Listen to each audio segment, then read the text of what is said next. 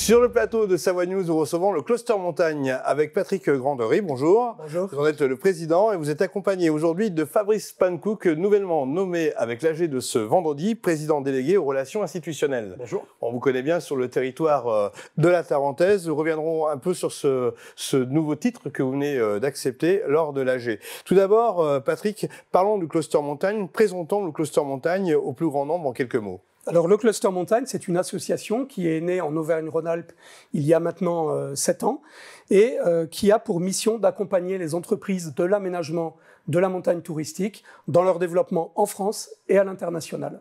On peut parler du Collège des entreprises, combien sont-elles? Oui, alors on a aujourd'hui 220 entreprises dans le Collège entreprises.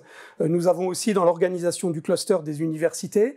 Nous avons les institutions de la montagne avec qui nous collaborons beaucoup, domaine skiable, les moniteurs, les élus, etc.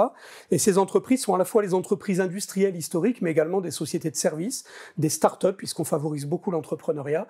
Et on a globalement à peu près l'équivalent de 5000 salariés pour 1 milliard d'euros de chiffre d'affaires. Alors, durant l'AG de ce vendredi, vous avez décidé d'élire Fabrice Pankouk comme président délégué aux institutions. Fabrice Pankouk, vous prenez la place de Xavier Dulin, qui, dans le fil du temps, devait passer le relais. Alors, je prends la suite plus que la place, et je veux d'ailleurs saluer le travail que Xavier a fait au fil de ces années. C'est un véritable honneur pour moi de pouvoir rentrer plus avant dans la dynamique du cluster montagne, où ça fait quelques années maintenant que je vais au conseil d'administration. Et puis, c'est un prolongement finalement des autres engagements que je peux avoir au service de la montagne et puis de ses projections, de son avenir, en regardant l'organisation atypique de ce cluster, qui est un outil vraiment au service des territoires, porteur aussi des innovations et de tout ce que les entreprises peuvent faire sur ce territoire particulier. Qu'est-ce que vous voulez apporter en tant que président? Quelles sont les orientations que vous souhaitez donner tous les deux après cet AG? Alors d'abord, pour ce qui me concerne, c'est d'arriver dans la dynamique qui est portée par le cluster et plutôt avoir un positionnement qui permet de fédérer sur nos territoires, de porter le travail qui est fait par le cluster sur nos territoires, de faire rayonner, je dirais aussi, ce modèle sur notre territoire naturellement, sur une échelle plus large de la montagne en France, mais aussi en recevant un certain nombre de délégations ou d'aller au contact, de pouvoir faire la promotion de ce qui est très bien fait ici, avec une véritable expertise française, et bien de pouvoir aussi le porter à l'international. Patrick, c'était une AG ordinaire, mais vous avez pris quand même un certain nombre de décisions. Alors une AG ordinaire un peu extraordinaire puisqu'on l'a faite en ligne et j'espère que c'est la première et la dernière fois. C'est la grande tendance en ce moment. C'est la grande tendance, mais j'espère que c'est la dernière fois. Mais ça s'est bien passé. Alors les grandes tendances, les 3 grands piliers du cluster montagne, c'est le réseau, c'est l'innovation et c'est le développement ou la croissance. Mais je préfère parler de développement et même de développement durable. En fait, il n'y a pas eu hormis l'arrivée de Fabrice avec nous, il n'y a pas eu de grand événement. En revanche, il y a eu vraiment des réflexions sur déjà la démarche post-Covid. Où va-t-on? Qu'est-ce qui nous attend? Et en fait, on est tous en pilotage à vue depuis 3 mois.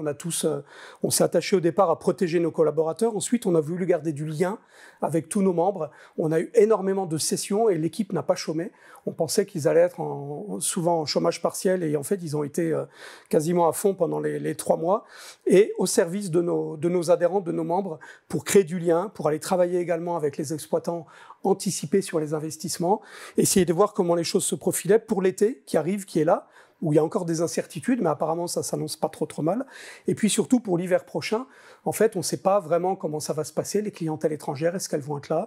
Est-ce qu'il y aura des mesures toujours barrières? On ne sait pas.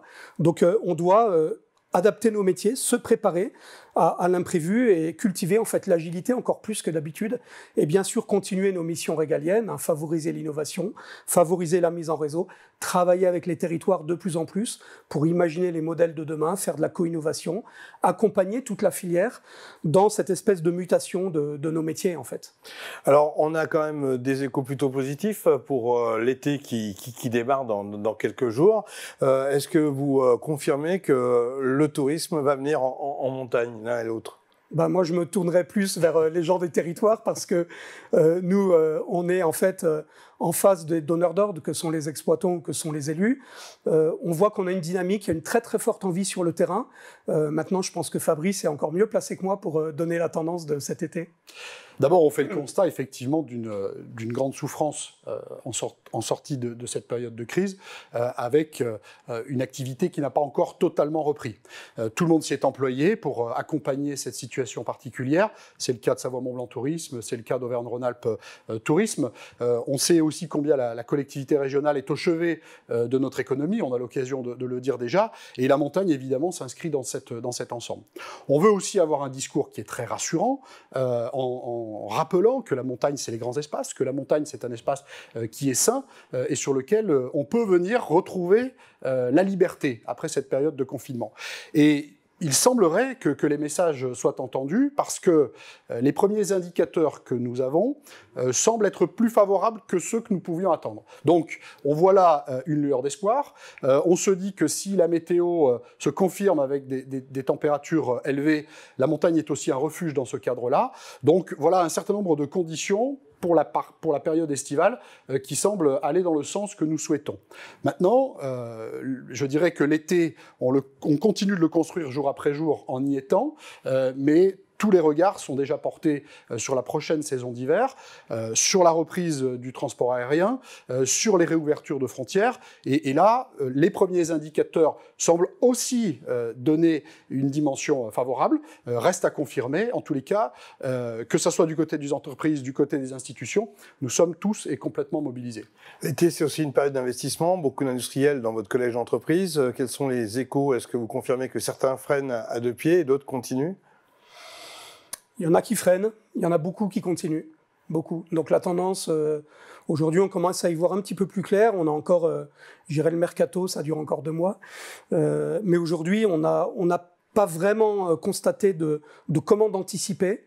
Mais aujourd'hui, on a une vraie dynamique qui est là. Donc on a des beaux projets, nous recevons des commandes, nous sur la société, on a créé la dynamique et il y a des projets. Alors il y a effectivement des groupes ou des plus grosses structures qui ont peut-être un peu plus souffert ou qui sont un peu plus dans la prudence.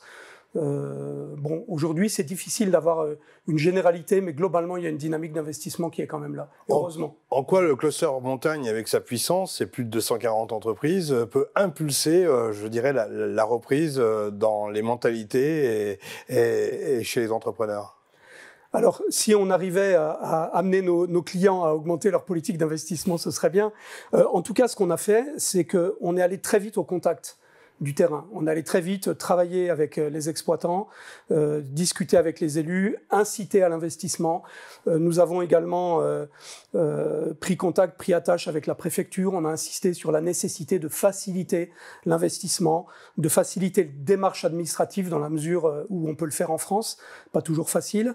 On a parlé de suramortissement. On a essayé de solliciter des dispositifs. Bon, aujourd'hui, on n'a pas forcément obtenu des feux verts sur tous ces sujets-là. En tout cas, on n'est pas resté inactif et aujourd'hui, on fait le maximum. Après, l'effet réseau que l'on a aussi, c'est de partager les expériences entre les adhérents, de créer une dynamique, de garder le contact avec le terrain. Donc tout ça, déjà, génère de la confiance. On a aujourd'hui cette filière qui est là et qui a confiance. Donc on ne va pas dire il ne se passe rien, tout va bien. En tout cas, on a tous envie d'y aller, y compris nos clients, y compris les élus et les exploitants. Et on espère que cette dynamique va continuer. Confirmé, Fabrice Pannecook? Oui, et puis vraiment, dans ce que dit Patrick et qu'il faut vraiment retenir, c'est la notion de réseau, c'est la notion d'écosystème de la montagne qui du coup se parle vraiment au sein du cluster, ce qui permet de partager les difficultés, ce qui permet de partager aussi les succès et les orientations nouvelles qui sont données. Voilà, le modèle, qui est celui que nous avons sur nos territoires, a fait ses preuves. Il a une certaine force aujourd'hui. Il faut que nous arrivions collectivement à nous convaincre qu'il y a encore de beaux espoirs devant nous. Et c'est sans doute un carburant indispensable aussi dans cette période. En tous les cas, nous le pratiquons. Merci messieurs, à très bientôt sur Savoie News avec le Cluster Montagne. Merci.